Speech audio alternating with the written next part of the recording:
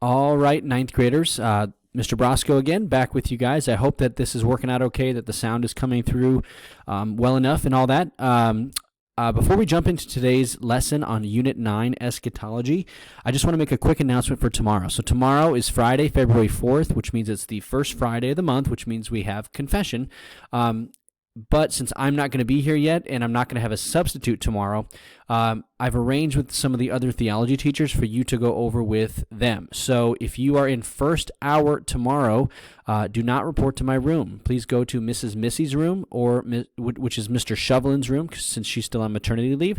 That's room 258, okay? So just meet there for first hour tomorrow. For fifth hour, again, reminder, you have B lunch on these first Fridays. So after fourth hour, do not go to lunch, go to class, and don't even come to my class. Go to Mr. Wanless's room, which is room 366. He's one of the freshman theology teachers, as well as he teaches seniors. His room is right by the upper school library. So again, fifth hour, B lunch, Mr. Wanless's room. First hour, Mrs. Missy / Mr. Shovelin's room. Okay, let's jump in to Unit 9, Eschatology. So when I say eschatology, I'm referring to what's called the four last things plus one, right? So the four last things are death, judgment, heaven, and hell, and, well, purgatory, too. So it's really the five last things. All right. When I gave you this packet last week, you had to read this poem, To the Virgins to Make Much of Time, by Robert Herrick. And the reason I had you read that is because I think it's a really excellent and accessible example of a poem that really captures the fleeting nature of life, right? So the whole point of the poem is like, hey, listen, the quicker the sun goes up, the quicker it is to setting, right? So we only have this limited time on this earth. What are we going to do with it? Okay. And that's kind of the theme of these four last things. What are we going to do with the time that we're given? All right. So, let's talk about the resurrection of the dead.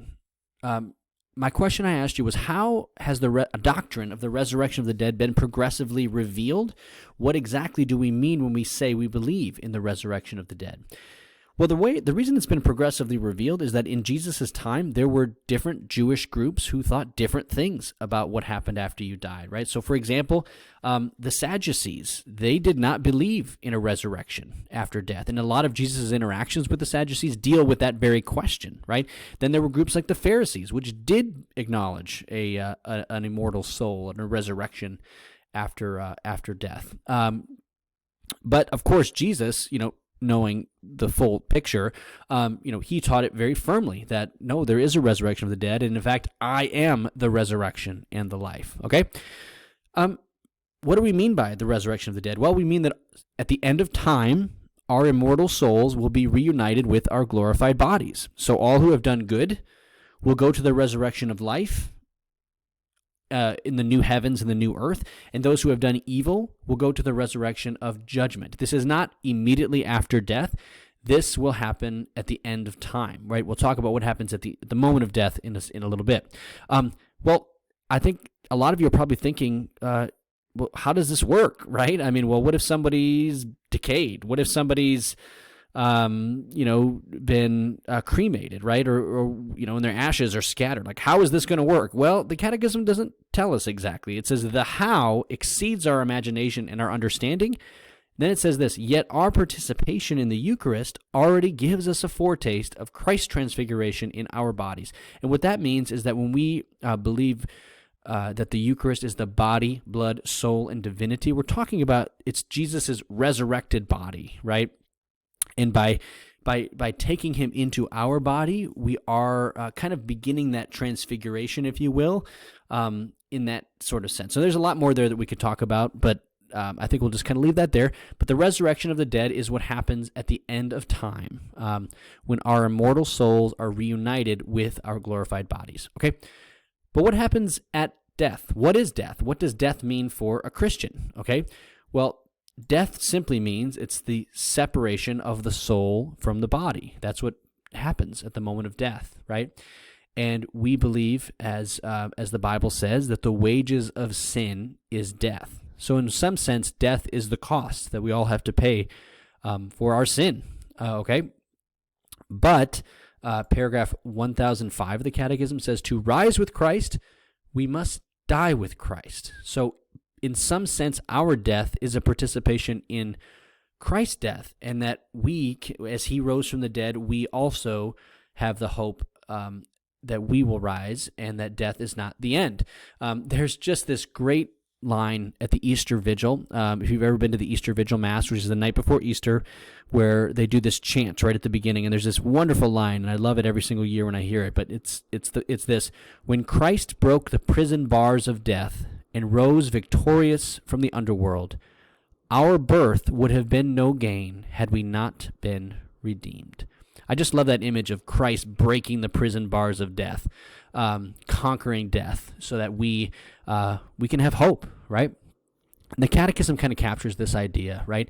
It talks again about the fleeting nature of life. It says, our lives are measured by time, in the course of which we change, grow old, and as with all living beings on earth, death seems like a normal end of life. But it says death lends urgency to our lives. Remembering our mortality helps us realize that we have only a limited time in which to bring our lives to fulfillment. And isn't that true, right? It's kind of like that country song, Live Like You Were Dying, right? Where we don't think about that very often. We don't think about our own mortality. And then there's times where we just have to confront that, or it kind of like we come face to face with that mortality, and it changes things, right? Whether it's, you being at the funeral of a loved one, or times like this pandemic, or, lots of different examples where we kind of come face to face with our own mortality, and it helps us realize we only have this limited time, right? And if we're lucky, we have 100 years, and that's all we get. So we better take advantage of it. We better use it, right? I was watching this video the other day, and the guy had kind of a stark line that really jumped out to me. He said, yeah, there's like 7.5 billion people on Earth.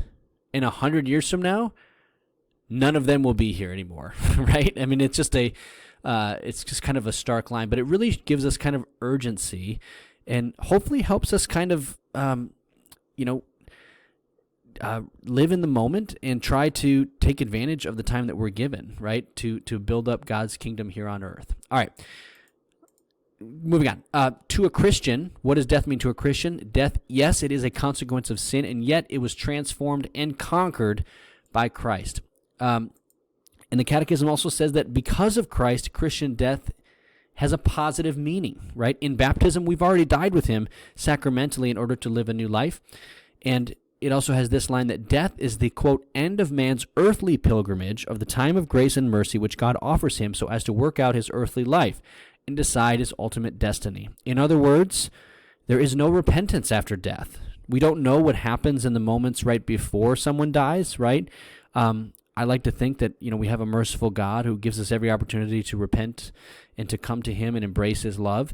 But the Catechism does teach that at the moment of our death, our choices, I guess you could say, are sort of locked in, right? That's our time frame. Okay, so then what happens after death? Well, the Church teaches after death, we have something called a particular judgment. And one of the questions I asked in your packet is, what is the particular judgment? How will we ultimately be judged according to St. John of the Cross? The particular judgment means the personal judgment of each individual after death, okay? And I think you have to write that down on your handout. So in other words, when we die, we have a particular judgment, right?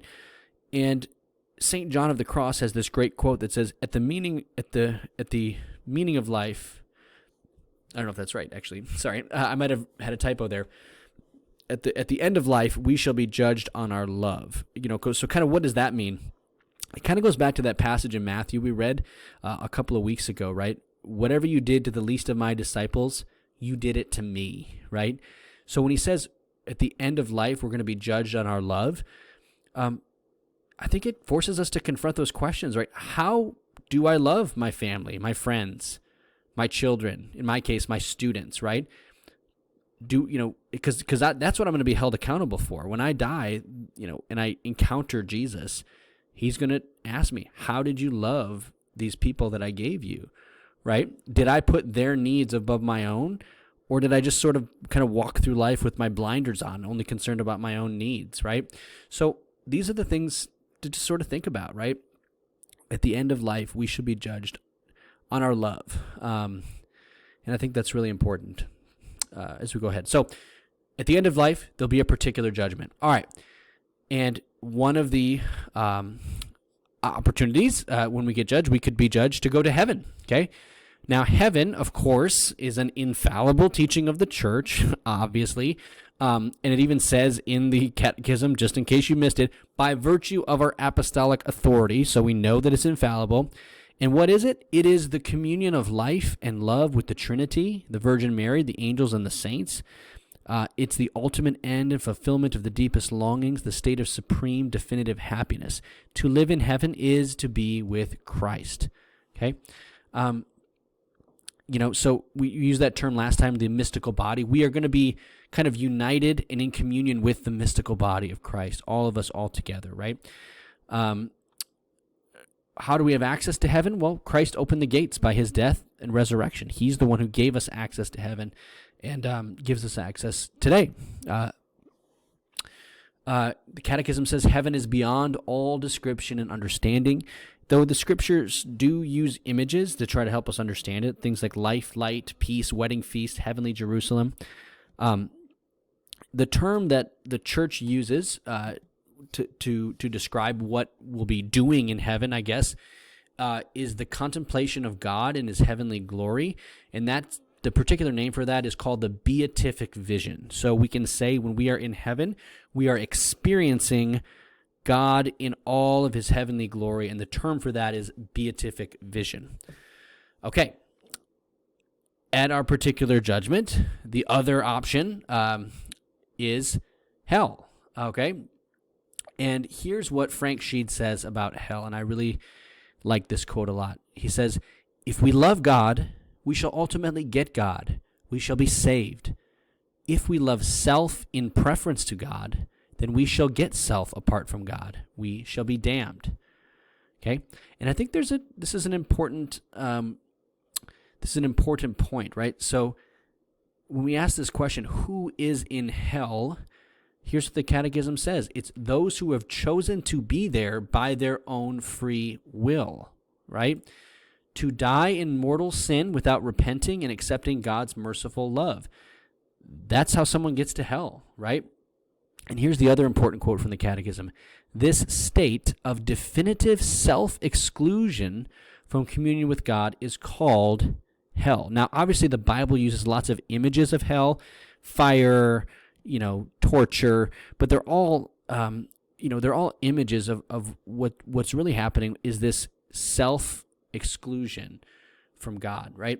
Another way to think of it is like this, right? So God loves us so much, and he respects our free will so much that he's going to give us what we want, even if that means eternal separation from him, right? So as you read these quotes, it becomes clear that those who are in hell want to be there, and they have once and for all rejected God's merciful love definitively, right? So again, God's going to give us what we want. And if we love God, that's what we're going to get. But if we love ourselves in preference to God, then he's going to give us that too, right? And here's an interesting thing too, right? So we have a process in the church for declaring who's in heaven, right? The people we call saints, canonized saints. But it's interesting to think that we don't really have a process because we know God is so merciful that even the worst of the worst sinners could be saved, right? Depending on it. So the church has never definitively said, oh yeah, this person's definitely in hell and this person's in hell. That's something that's not revealed to the church, right? That's entrusted to the mercy of God. Only God can judge, the heart of a person. So the church can say infallibly who's in heaven, but the church has never said who's not, right? Here's another quote from the Catechism, and I'll end this video with this. The teaching of the church affirms the existence of hell in its eternity. Immediately after death, the souls of those who die in a state of mortal sin descend into hell, where they suffer the punishments. Okay, I'm running out of time. I'll see you in the next video in just a second. Thanks.